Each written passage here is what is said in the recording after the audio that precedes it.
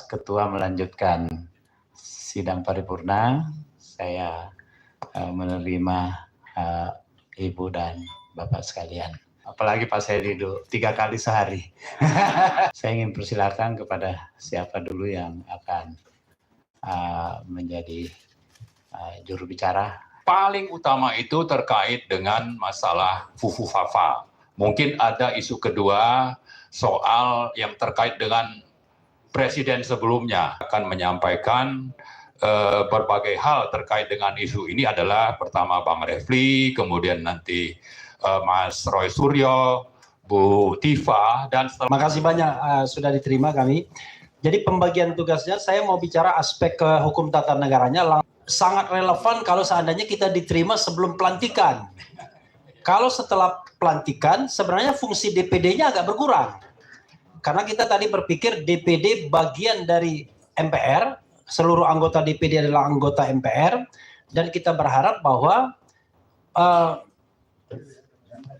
wakil presiden terpilih, saya selalu ingat Fufu Fafa, wakil presiden terpilih Gibran Rakabuming Raka tidak dilantik. Fufu Fafa hadapi babak baru, audiensi 30 tokoh dipanggil DPD? Bukan. Tapi mereka yang minta audiensi ke DPD. Usaha Refli Harun, Dr. Tifa, Said Didu, Rizal Fadilah, Roy Suryo untuk mewujudkan keinginan menjatuhkan Gibran sebagai wakil presiden. Mereka minta audiensi dengan DPD. Gerilya banget ya mereka.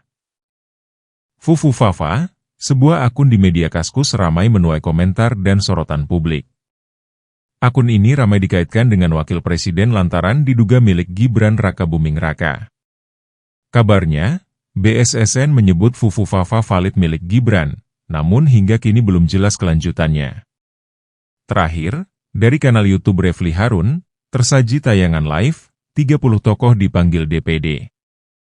Saat audiensi, Refli Harun, pakar hukum tata negara menyampaikan penjelasannya. Kemudian dilanjutkan oleh pakar telematika Roy Suryo dan pakar klinis, Dr. Tifa. Hadir diantaranya M. Said Didu, Rizal Fadilah, dan tokoh-tokoh lainnya dari Petisi 100. Roy Suryo menyampaikan kembali pernyataan bahwa akun Kaskus viral Fufu Fafa 99,9% milik Gibran. Bahkan dari keterangan yang ia peroleh, Roy menyebutkan adanya temuan Badan Siber dan Sandi Negara, BSSN, terkait akun Fufu Fafa. Dari temuan ini, akun Fufu Fafa yang sering melontarkan hinaan untuk berbagai tokoh termasuk Prabowo tersebut disebut-sebut valid milik Gibran. Roy menegaskan bahwa BSSN merupakan institusi negara yang biasa bertugas untuk memvalidasi temuan-temuan dari Kemenkominfo. Meski demikian, ia mengatakan bahwa informasi ini bersumber dari bocor alus Tempo.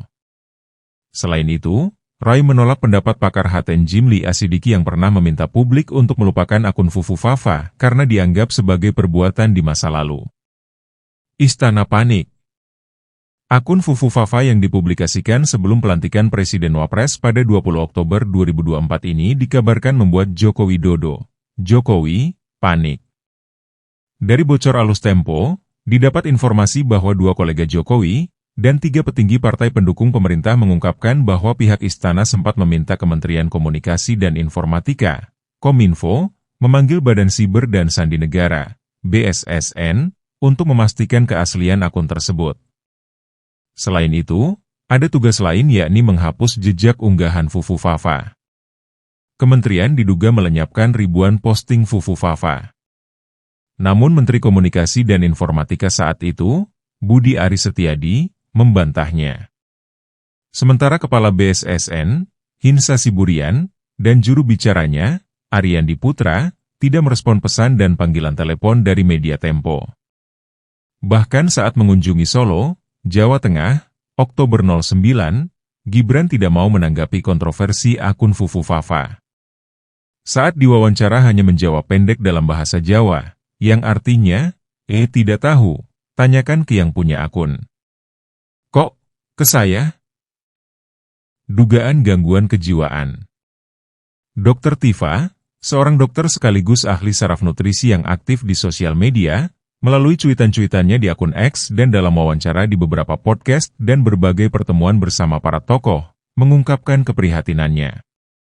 Akun Fufu Fafa menjadi kontroversi karena postingan yang dianggap menghina Prabowo Subianto dan keluarganya, serta melecehkan beberapa selebriti Indonesia. Menurut Dr. Tifa, yang dilakukan oleh akun Fufu Fafa tersebut disebut abnormality behavior, artinya seseorang yang benar-benar tidak mampu mengendalikan dirinya sendiri, sehingga merekomendasikan Gibran untuk menjalani terapi kejiwaan.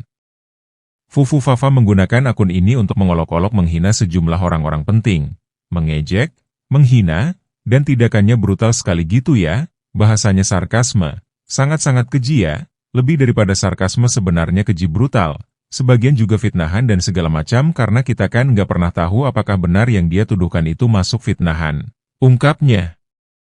Dikatakan bahwa cara Fufu Fafa menyerang, perilaku bagaimana dia menghina, mengolok-olok mencerminkan perilaku obsesif-kompulsif. Dia terobsesi itu dengan satu objek tersebut. Orang yang mengalami hal seperti ini, perlu didalami jati dirinya. Hal ini perlu dilakukan karena jika dilihat dari obsesinya, orang itu menunjukkan sikap penuh dengan kemarahan, dan ini sangat riskan karena saat ini menduduki jabatan tertinggi nomor 2 sebagai pemimpin di Indonesia. Fufu Fafa adalah nama sebuah akun Kaskus yang menjadi sorotan dan viral setelah dikaitkan dengan Gibran Rakabuming Raka, Wakil Presiden terpilih Indonesia. Akun tersebut diketahui membuat unggahan bernada negatif terhadap Prabowo Subianto sejak 2014 hingga beberapa tahun setelahnya. Beberapa netizen mengaitkan akun ini dengan Gibran karena ada kesamaan informasi antara akun Fufu Fafa dan akun bisnis catering milik Gibran, Chili Pari.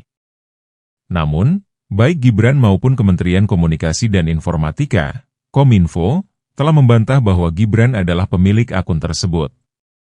Menteri Kominfo Budi Ari Setiadi menyatakan bahwa tidak ada bukti langsung yang mengaitkan Gibran dengan akun Fufu Fafa. Gibran juga secara langsung membantah klaim ini dan menyebut bahwa hal tersebut hanya spekulasi tanpa dasar. Sebagai tanggapan atas artikel yang membahas pemanggilan sejumlah tokoh dalam audiensi terkait akun Fufu Fafa, perlu diperjelas bahwa keterkaitan tokoh tertentu dengan akun ini belum terbukti secara sah. Meskipun ada spekulasi yang mengaitkan akun ini dengan figur publik, pihak terkait dan pemerintah, termasuk Kementerian Kominfo, telah menegaskan bahwa hubungan tersebut belum terbukti. Penggalian lebih dalam diperlukan untuk memastikan keabsahan klaim, dan hendaknya opini yang berkembang tetap berdasar pada bukti konkret, bukan sekadar asumsi atau persepsi publik yang belum terverifikasi. Menurut Kementerian Kominfo, tidak ada bukti kuat yang mengaitkan tokoh tertentu dengan akun ini, meski spekulasi masih beredar.